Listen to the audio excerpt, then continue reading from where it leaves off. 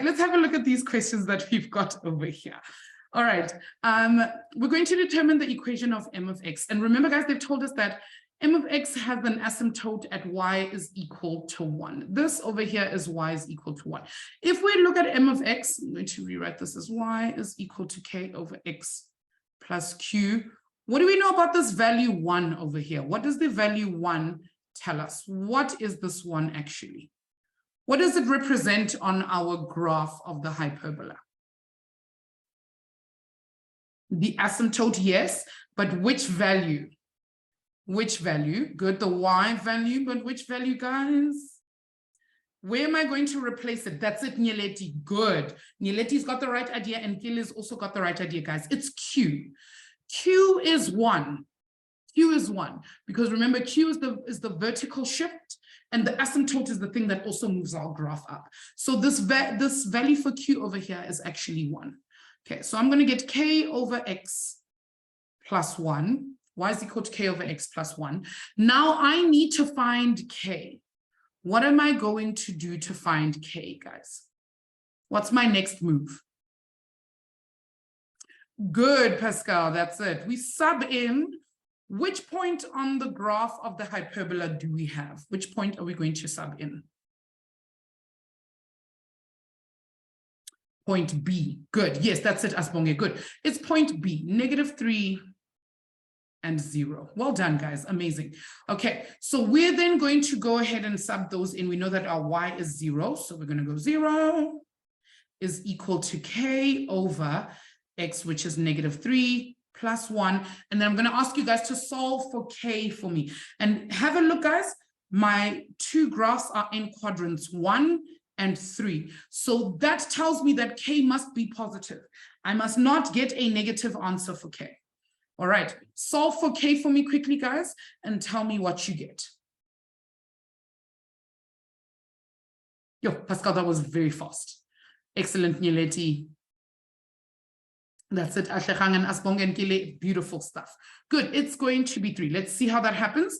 If I take the 1 over to the other side, it's going to become -1. So I'm going to have -1 is equal to k over -3.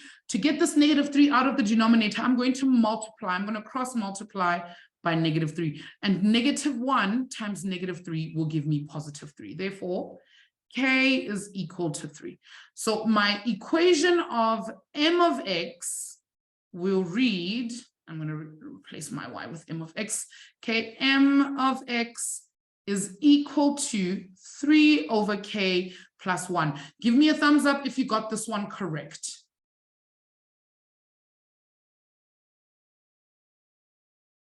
Okay. I knew you would, Pascal. I had no doubts. That's it, guys. Well done. Excellent. Okay, now we have to move on to our straight line. And by now, we should know how to do a straight line, guys. Okay, I'm going to give you guys a few minutes. Remember the two things we need from a straight line graph. The two things we need is M and C, the C value. And we know that the C value is our y-intercept. So you can read it off the graph as we speak. Okay, we know that our y-intercept is going to equal to the part where our graph cuts the y-axis, which is over there.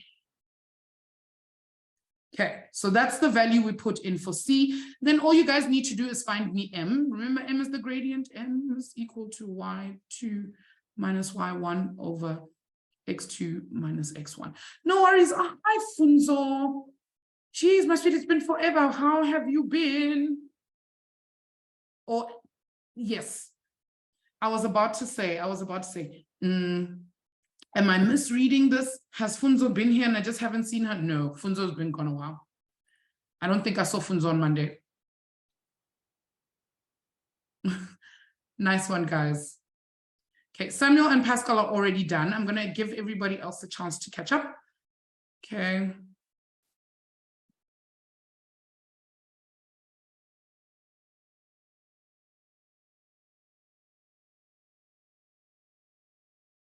Asbonge is showing us how we all actually feel today. Yeah, I could tell you were missing. You were definitely missing.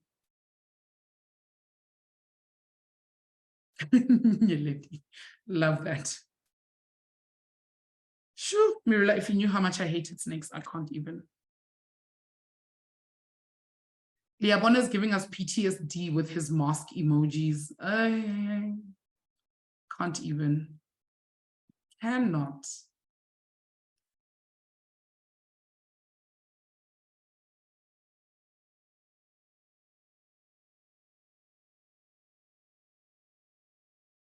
Is it not a snake? What is it? No, that's definitely a snake, my dude. No, that's definitely a snake. I doubt. Okay, let's have a look at this question here, guys. So I'm going to replace C with 3, right? Because we know that that's where our y-intercept is at 3. Then we're going to calculate for m, our gradient. And I know that the 2 points I'm going to use are that point there and that point there. This one is -3, 0. And that one over there is 0, 3. And I can use those to find the gradient 0, 3, right? And I know I'm going to get 3 minus 0 over -3. No, 0 minus -3, which is 0 plus 3. Other way around. Okay.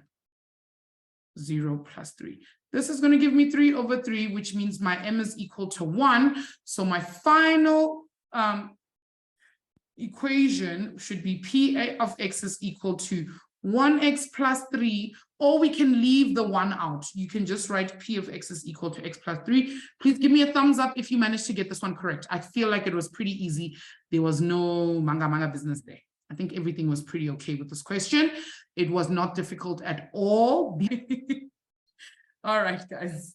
Okay, let's get started on the following questions. Now, it says here, let's read the information they've given us. It says here, we're given the following right-angled triangle. As soon as they give us right-angled triangle, what kinds of things should be coming to mind, guys? What should we be thinking?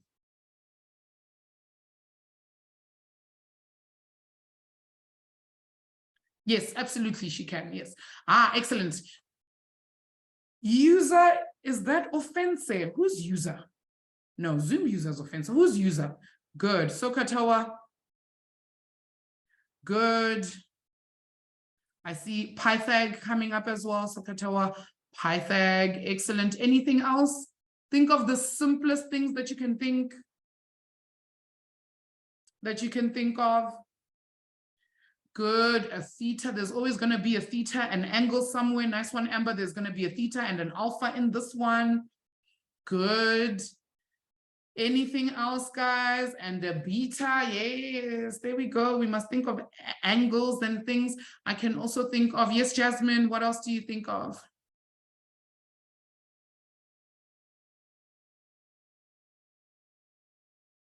You're muted, my sweetie. You're going to have to unmute. The receptacles of it. Absolutely, the cousins. Yes, 100%. The cousins. We know we've got cosec, sec, and we've got cot. Absolutely. So anything else? I see Abona saying shift. Oh, I agree. Shift is the big one. The shift angle. It's a big one. The shift angle. Excellent. Beautiful stuff. Amber, I love that one. Special angles. Good one. Special angles. The easiest one that we can think of, guys, is angles in a triangle. Triangles, angles in a triangle equal 180. Beautiful. Okay, we're already off to a great start. So let's look at the first question that we've got over here. It says here, determine the value of x. Now, let's have a look at the information that we've got over here. Is x, if you look at your triangle over here, is x an angle or a side? Good, good. It's a side. We can see that it's a side. Excellent. However, if we want to solve for this side, can we use SOHCAHTOA? Yes or no? Can we use SOHCAHTOA? Imelda says no. And for those of you who say no, who's brave enough to tell us why we can't use SOHCAHTOA here? Absolutely, Mirilla, you're onto something there. Why can we not use SOHCAHTOA though? Yes, Jasmine.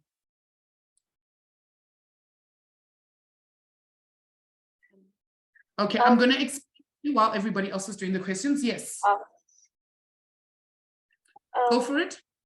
Because the hypotenuse is already given, and we got another side to use the theorem of Pythagoras. Good, excellent. So we can use Pythagoras. Now, do you know why we can't use SOHCAHTOA though? We know we're going to use Pythagoras, but why can we not use SOHCAHTOA? Should I ask Patu? Do you think Patu can help us here? Yes, Patu. Ma'am, hello.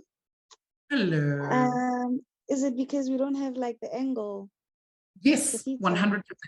That is the whole reason, because we don't have the angles, and SOHCAHTOA deals with angles. Beautifully done. That's exactly the answer I was looking for. I think somebody else did actually mention it. Pascal also said it deals with angles. You don't have to think, you know that's the correct answer. Yes, because we don't have any angles, and SOHCAHTOA deals with angles. All right, for those of you who know how to answer the question, go ahead and find me x. Once you're done finding x, find me the sine of theta and find me the tan of alpha, please. Okay, use that while, for those of you who are still confused on SOHCAHTOA, I'm going to give a very quick, I'm going to test myself. I want to see if I can do it in 3 minutes. Okay, so I'm going to take this mnemonic device over here. SOHCAHTOA. Kele, I hope you're taking notes now. Okay, now, every single one of these first things over here stands for one of the letters on your calculator. You can see it on your calculator even. It's called a trigonometric ratio. S is sine, C is cos, and T is tan. If you look on your calculator, they're there as well, right? So SOHCAHTOA means that if we want to look for sine, we need to look at the opposite over divided by the hypotenuse. So sine of any angle theta is equal to the opposite over the hypotenuse, right? And cos of any angle theta needs to be the adjacent over the hypotenuse, and tan of any angle theta will be the opposite over the adjacent. Okay, so that's what these things mean. Now, where do we find all of these opposites and hypotenuse and the what's? Okay, we need to look at the drawing that they've given us. Now, if this is my angle theta, like I've used over here, I know that the side right next to theta is called its adjacent side. The side all the way on the other side, the furthest side away, is called the opposite side. And the side that is always opposite the 90-degree angle, the longest side, is our hypotenuse. Okay. Good. So when I look for sine of this angle theta, I know that the sine is the opposite, which will be this number, over the h, which is the hypotenuse, which will be that number. And I feel like I've already given away the answer. Now, if I want to find the cos of the angle theta, I know that cos is A, which stands for adjacent. So that will be the answer for x, over the hypotenuse, which will be that value over there. Okay, so we just kind of follow the order in which they've been written. Gila, give me a thumbs up if this makes sense to you. Okay, we're going to try and take it slow, but if you're getting what we're talking about, then you're going to answer these questions perfectly. Okay, let's start at the beginning, guys. All right, pop your answers for X in the chat for me. Let's see how much everybody got.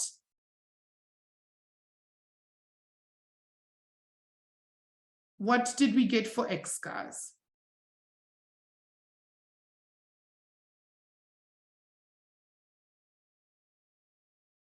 Anybody? I'm seeing a lot of like emojis in the chat, so I'm going to assume that people have answers for me.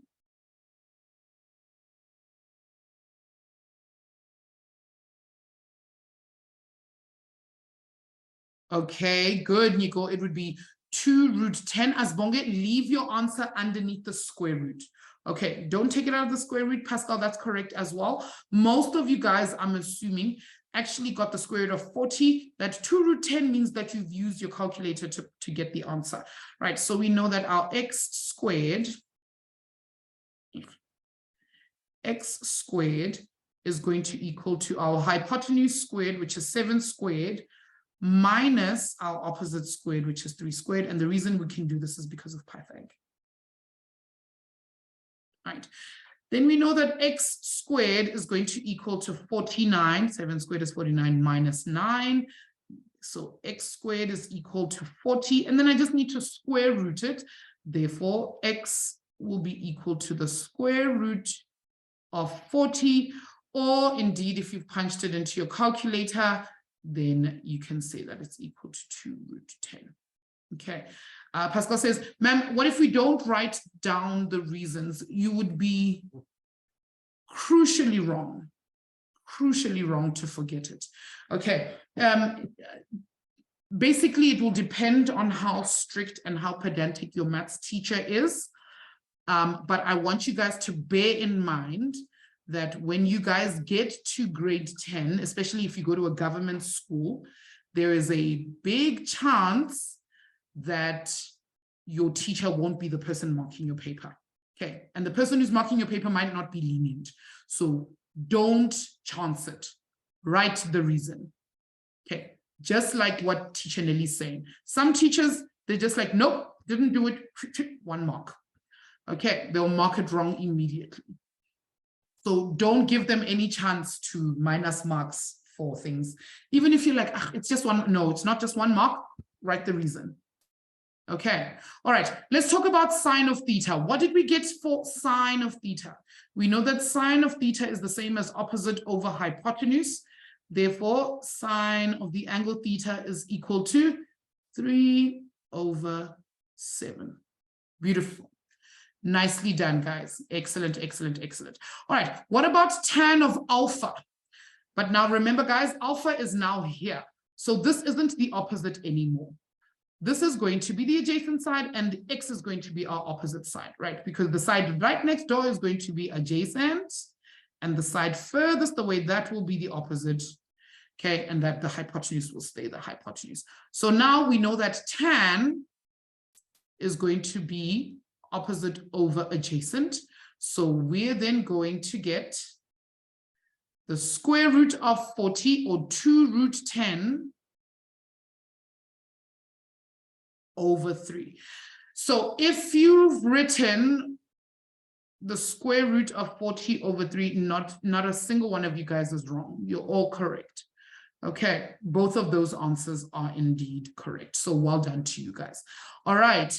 Okay, I want you guys to answer D over here. They say that if theta is equal to, calculate the value of theta if alpha is equal to 64,62 degrees. Okay, so now they tell us that alpha over here is equal to 64,62 degrees. Now I'm going to ask you guys again, do we have to use SOHCAHTOA?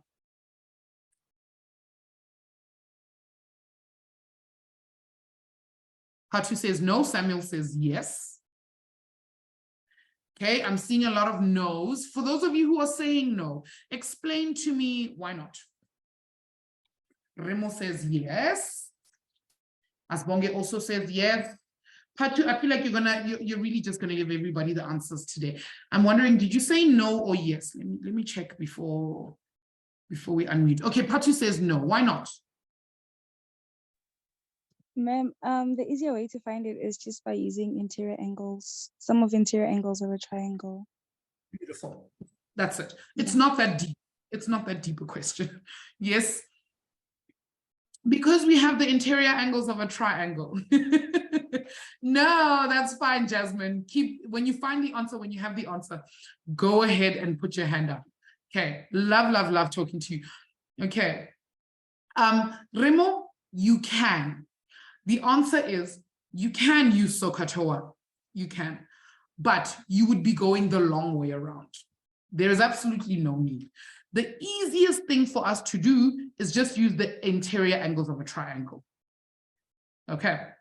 And you'll find the answer. It's not that deep. So we know we're going to go theta plus 64,62 degrees plus 90 degrees is equal to 180 degrees. And the reason for that is the interior angles of a triangle, okay, are equal to 180. And then you can calculate for theta. Okay.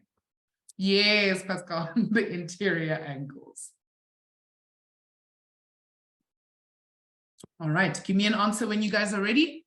I've already got one in my head. I just want to double check with you guys if my answer is correct.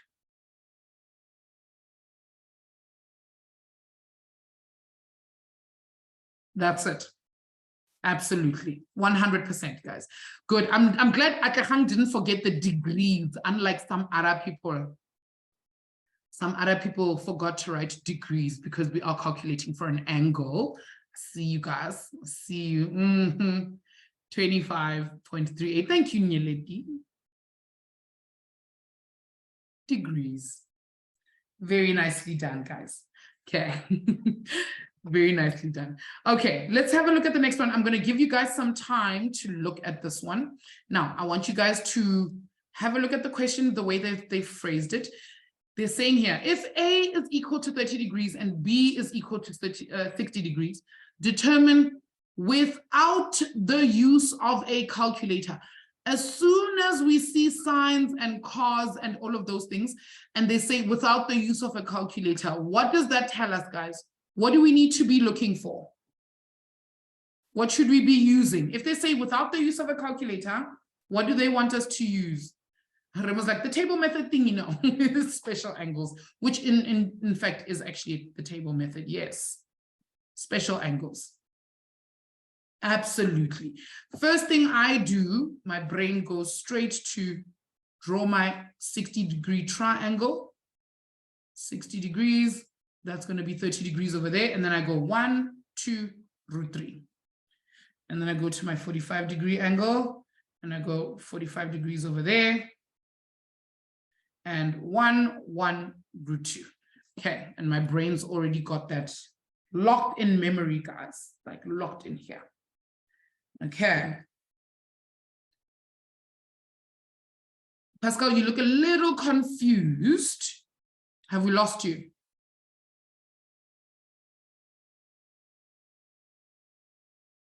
Okay, we need to use special angles. Are you aware of what special angles are and how we use them? By the way, you guys can go ahead and answer A and B. Okay, that's fine. All right, so I'm going to explain quickly. I just want to give everybody a chance to write it down. I'm going to write the first step for you, right? So they've said here to us that A is 30 degrees and B is 60 degrees. So in these questions, wherever I see an A, I'm going to replace it with 30 degrees. And wherever I see a B, I'm going to replace it with 60 degrees, right? So if we look at this first question over here, we're going to do this.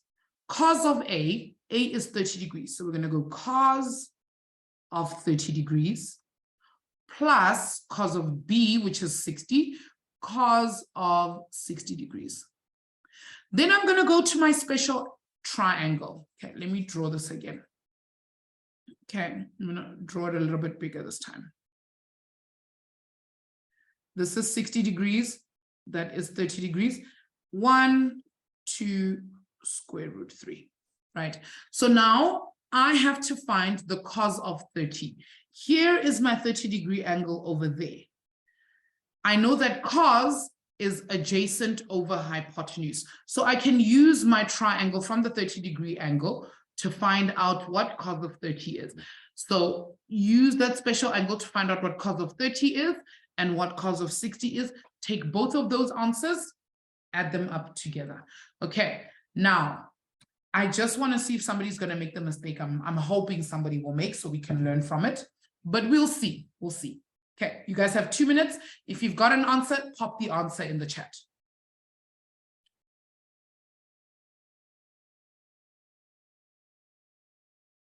Okay.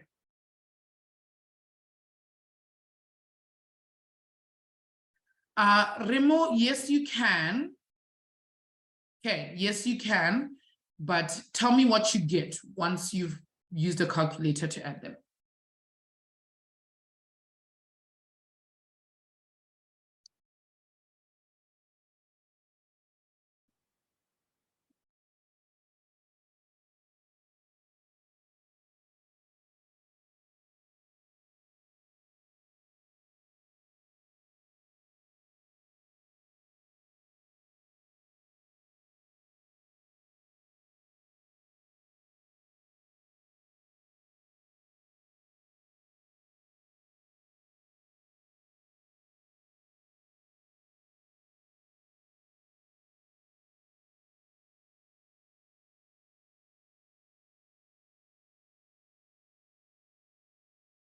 That's correct, Remo. Excellent. No, that's the correct answer.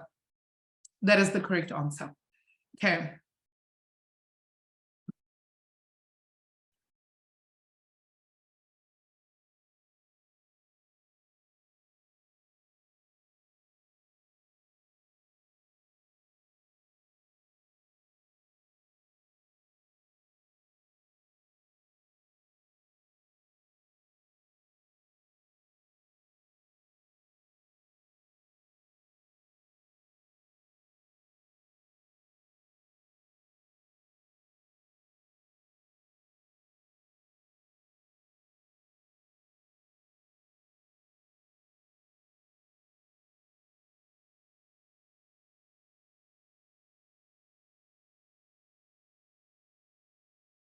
All right, are we ready? Can we evaluate this first answer over here? Okay, I think most of you guys have got this one on lock. All right, let's have a look. Okay, so I know that cos of 30, good, is going to give me, if I use my triangle, it's going to give me square root of 3 over 2 plus cos of 60. Now I have to move over here and use adjacent over hypotenuse. I should get 1 over 2. And this is how they might catch you out.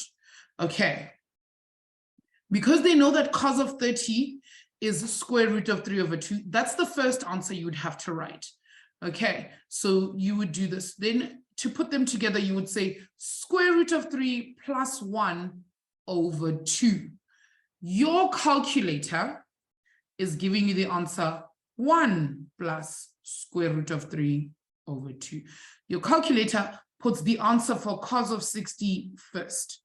So that might be an indication that you've used your calculator. I don't think they'd be that pedantic, but it is quite, it's a little bit tricky that that might be a way that they'd catch you out. Also, if you write this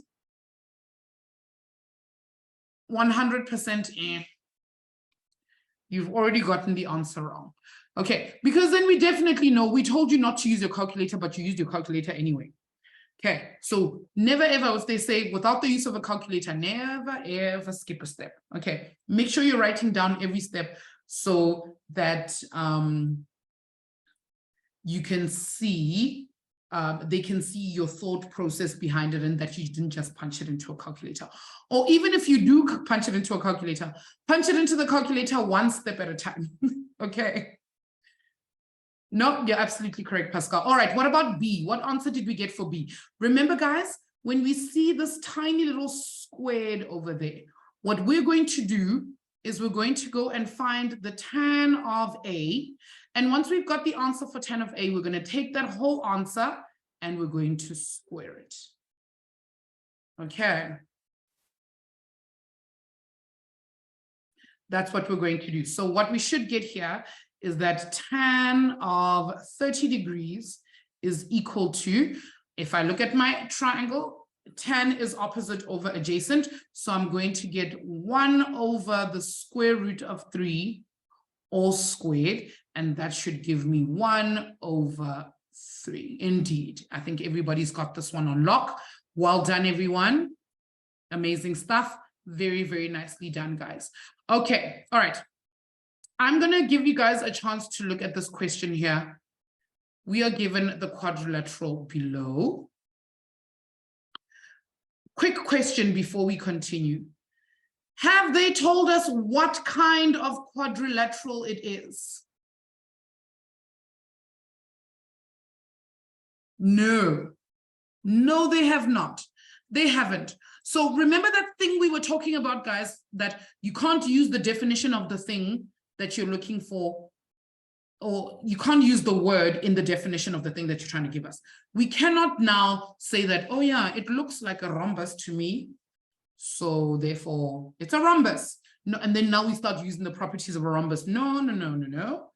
We must use the information they've given us. They've only told us that it's a quadrilateral. And now they say to us over here that they want us to prove that triangle ABC is what? What does this thing mean? What does this thing mean? That's it, Remo. Excellent. It means congruent. Good. Prove that triangle ABC is congruent to triangle CDA. I'm going to give you guys 3 minutes because it's not that deep. Give me the reason you're going to use in the chat. Okay, I'm going to start us off because that's usually the easiest part. Proof. In triangle ABC and triangle CDA. All right, and we always know we need 3 reasons. 1, 2, 3, and then after we get to our last reason, therefore. Okay, therefore, and then we're done. All right, so we know this means, what does this line mean? What do these 2 lines mean, guys?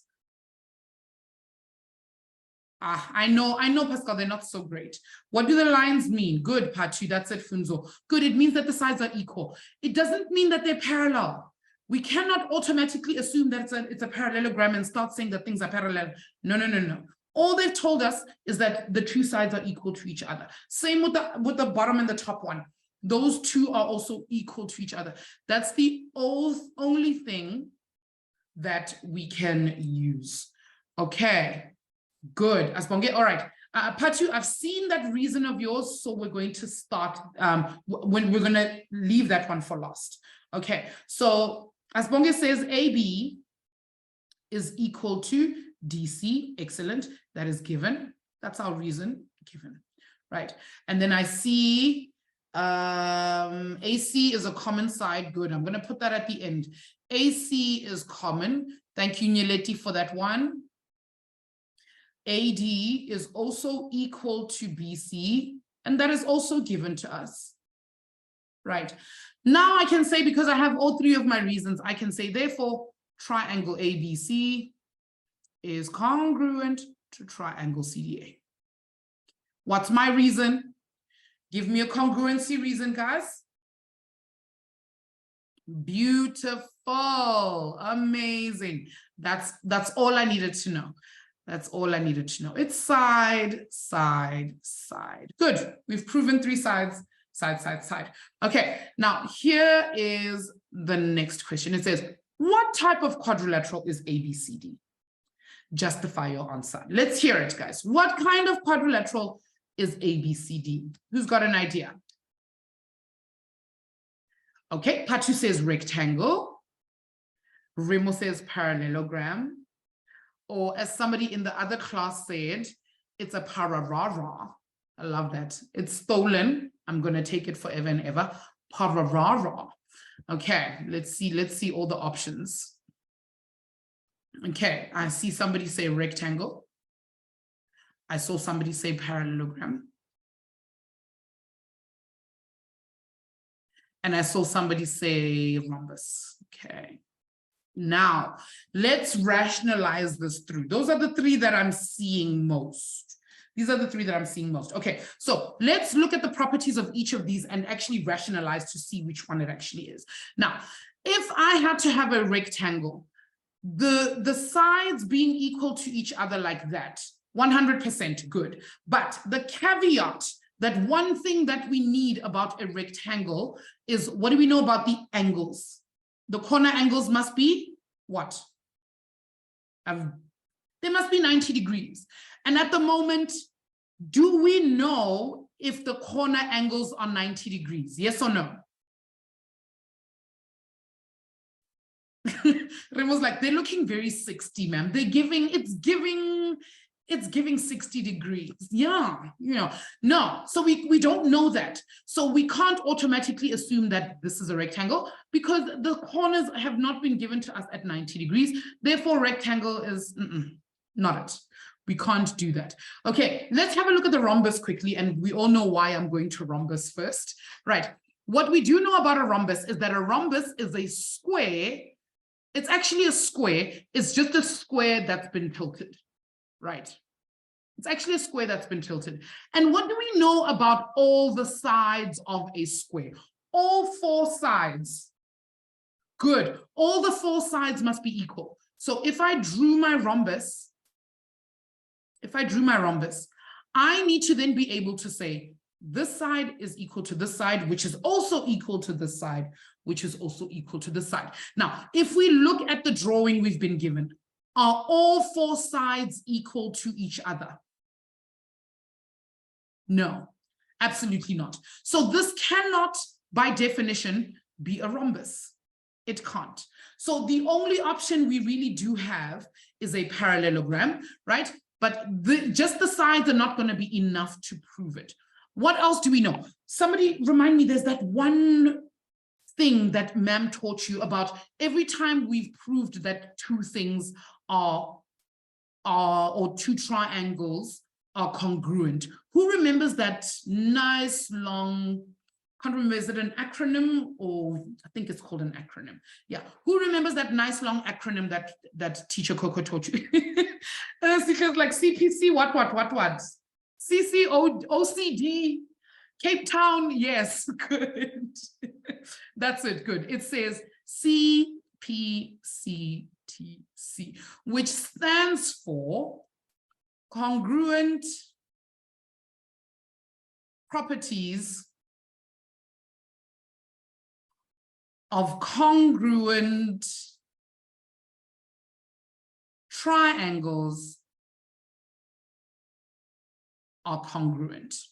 Okay, and for those of you who are seeing this for the first time, it basically means that if we prove that two triangles are congruent, so if we have two triangles and we have proven that these two triangles are congruent, what that tells me is, oh, sorry, yes, corresponding, sorry, not congruent, corresponding. Thank you, Abiyani, sorry, I'm the one who's yeah, I'm telling lies here. Corresponding properties of congruent triangles are congruent. Okay, thank you. Sorry. So, Nami, I'm also telling whole lies. Yeah, so if we prove that these two triangles are congruent, that automatically tells us that this angle must be equal to that corresponding angle. And this angle must be equal to the corresponding angle. And this angle must be equal to the corresponding angle. No matter how we prove congruency, the work has already been done for us. This side is equal to this side is equal to this side, and this side is equal to this side. Even if we only used side angle to prove it. As long as we've proved that it's congruent, all the other sides and all the other angles automatically become equal. Give me a thumbs up if that makes sense. Does that make sense? Absolutely. Awesome, Funzo. Good. I need you guys to understand that. So as soon as we've proved congruency, everything else falls into place. And I'm about to show you Asbonge. Okay, remember how pedantic teacher Coco is about pedantic? I just mean I'm OCD about the way we write out the triangles. We need to make sure that we write triangle ABC is congruent to triangle CDA. We need to write it in the correct order, because when I'm writing it in the correct order, I can then say side AB is equal to side CD. I can also do this. I can say side BC, I didn't change the color now. Okay, I can say side BC is equal to side DA or side AD. And I can say that side AC is the same as side CA. We already said that AC is common. Now, not only can I do that, I can also say that angle A is equal to which angle, guys? Which angle is angle A equal to? Good, that's it. Angle A will then correspond with angle C. Angle A is equal to angle C. Angle B is equal to which angle? Angle B is equal to angle D. Beautiful, good. And then the other side of angle C is also equal to angle A. Okay, so there'll be like an A1 and a C2 and then a C1, and over here there'll be an A2, something along those lines. But the one that I'm focusing on at the moment is this one. Angle B is equal to angle D. Let's go back to our drawing up here. If you look at angle B and angle D, angle B is equal to angle D. This is a property of a parallelogram, is it not? What does that property say? What does that particular property of a parallelogram say? It says that the opposite angles are what? Beautiful. That's it, Asbonge. They are equal. So that is the thing, the crux of the thing that helps us prove that this is actually a parallelogram. Because everything else, the sides being equal, that could have been a rectangle. But in this case, we know that because we don't know if the angles are 90 degrees, the way that we can prove that it's a parallelogram is because angle B is equal to angle D. You can either write CP, CTC. I think your teachers will prefer if you wrote that triangle ABC is congruent to triangle CDA. Please check with your teachers. I don't want to get you guys in trouble for your reason. And then you can say, therefore, ABCD is a palm, is a parallelogram. And our reason over there is going to be opposite sides are equal. And also, our opposite angles are equal. Are also equal. Those are the two things we're using to prove that it's a parallelogram.